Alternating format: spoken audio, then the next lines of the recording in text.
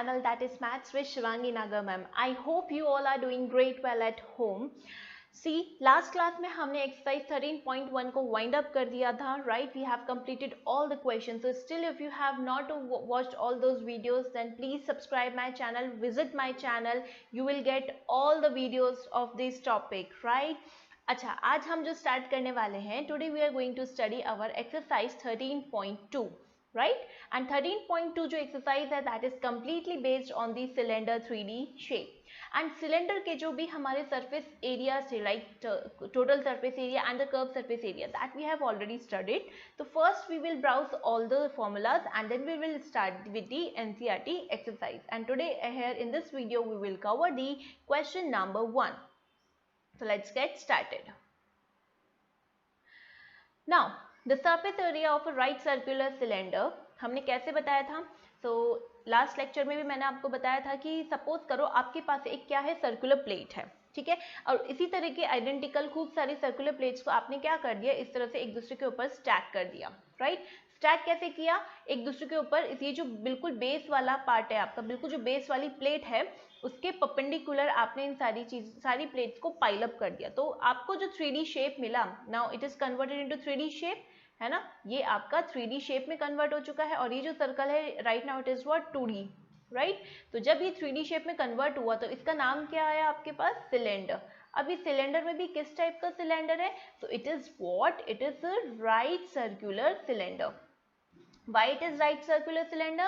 Because जो भी आपकी सारी की सारी ऊपर जितनी भी आइडेंटिकल प्लेट्स हैं, ठीक है, वो सारी की सारी कौन सी, आपके जो आपका बेस वाला सर्कुलर पार्ट है उसकी परपेंडिकुलर लाइन पे ही अरेंज है, राइट? उसी पे अलाइंड है सारी की सारी. सो ये वाला जो फिगर है, अब इससे आए तो ये भी देखने को तो सिलेंडर ही है, right? This is also what? This is also a cylinder, but it is not a right circular cylinder. Why it is not a right circular cylinder? Because अगर आप बेस वाली जो आपकी सर्कुलर प्लेट है उससे अगर आप इसका परपेंडिकुलर ड्रॉ करो तो सारी की सारी प्लेट्स इस फैशन में अरेंज नहीं है, उसकी परपेंडिकुलर लाइन पे अरेंज नहीं है. Therefore, it is only a cylinder but not the right circular cylinder.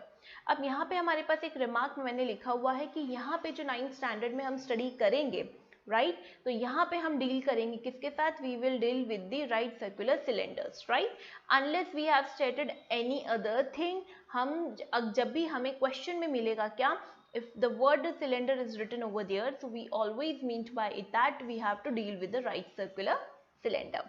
Now what are the formulas of a right circular cylinder, the curved surface area and the total surface area? तो देखो curved surface area जब हमने compute किया था तो हमने एक rectangular sheet ली थी और रेक्टेंगुलर शीट को उसकी ब्रेड्थ के अलोंग हमने क्या किया था, हमने ऐसे रोल किया था, right? So this is the length and this is the height, the breadth of the rectangular sheet. I have taken the height here. जब हमने इसको रोल किया तो ये जो 2D फिगर थी, जो रेक्टेंगल थी आपकी, ठीक है, वो किस में कन्वर्ट हो चुकी है, इस तरह के एक 3D सॉलिड शेप में कन्वर्ट हो चुकी है, जिसे हम क्या बोलते हैं, we will called it as cylinder, right? Now if you see here, तो जो आपकी रेक्टेंगुलर शीट का जो लेंथ है, ठीक है, वो जब फोल्ड किया तो वो सिलेंडर के सर्कुलर पार्ट का क्या बन चुका है, वो आपका बन चुका है पेरीमीटर, और you can say that the circumference, right? Now what is the area of what is the perimeter of or the circumference of the circle? So you all know it is 2 pi r. That means अगर जो perimeter आपके circular part का है that is 2 pi r, वही तो आपकी rectangular sheet की क्या है, लेंथ है. That means here l is what, 2 pi r, right? Now if you have to compute the curved surface area, तो curved surface area means measurement of this inner space, right, of the rectangular part. जो आपका cylinder का curve surface part है, ठीक है, वही आपके rectangular sheet का एरिया है ना? तो रेक्टेंगुलर शीट का एरिया क्या होगा, length into breadth, that means 2 pi r into h, यही होगा. This is length and this is breadth. तो the same formula we have derived over here, that is the curve surface area of the cylinder is what, 2 pi r h. But अगर हमें इसमें total surface area भी calculate करना है, that means if you have to include the top and the bottom also. So here in the cylinder, what you can see here, that the top and the bottom part of the cylinder is what, they are identical in shape and they are what, they are circular in shape. And what is the area of a circle? If the radius is r, we have studied that the perimeter, the area of the circular part is pi r square. अब top and bottom आपके दोनों exactly same है, ठीक है, दोनों exactly same है, तो दोनों का pi r square plus pi r square करेंगे तो क्या आ जाएगा, 2 पाई आर स्क्वायर आ जाएगा। क्लियर? तो यानी कि टोटल सरफेस एरिया कैलकुलेट करने के लिए हमें क्या करना है, सीएसए में ये जो टॉप एंड बॉटम वाला जो एरिया है that is what, 2 pi r square, इसको और ऐड कर देना है। Now what is the curved surface area? So the curved surface area is nothing but 2 pi r h, जिसमें आपने 2 pi r square को ऐड ऑन कर दिया। दोनों क्वांटिटीज में क्या कॉमन है, दोनों में 2 pi r कॉमन है, तो आप 2 pi r कॉमन निकालेंगे बाहर, so what you are left over inside the bracket, h plus r। so आप देखें तो ये फॉर्मूला यहाँ पे रेडी है टोटल सरफेस एरिया का।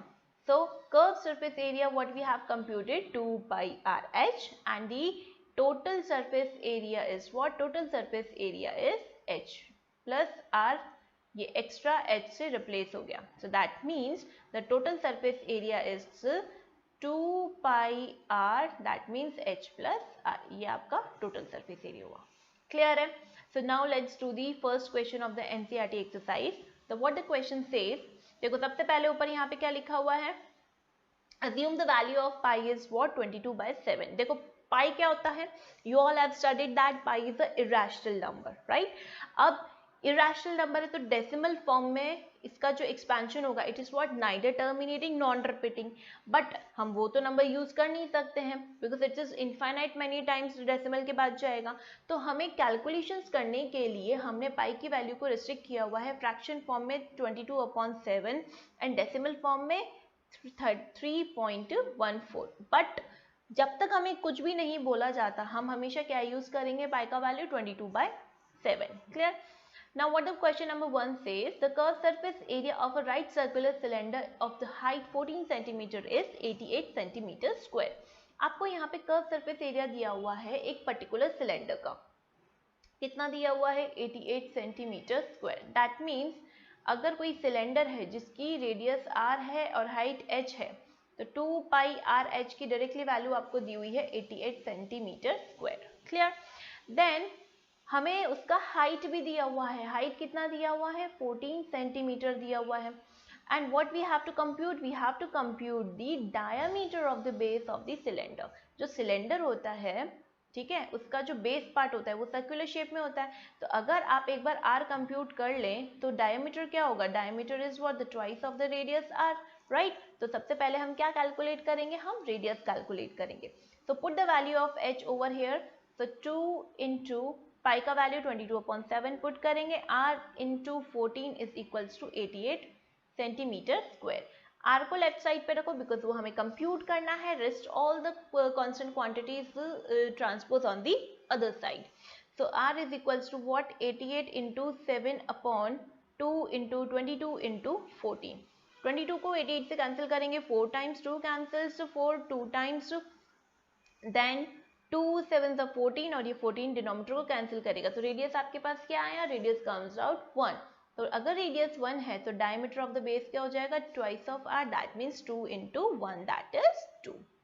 ठीक है, तो रेडियस डायमीटर आपके जो सिलेंड्रिकल सर्कुलर बेस का आया that comes out what, 2 centimetre. So this is what all about in this question. So if you like my this video, then please do like and share with your friends also. And for the regular updates, don't forget to press the bell icon. So see you in my next video.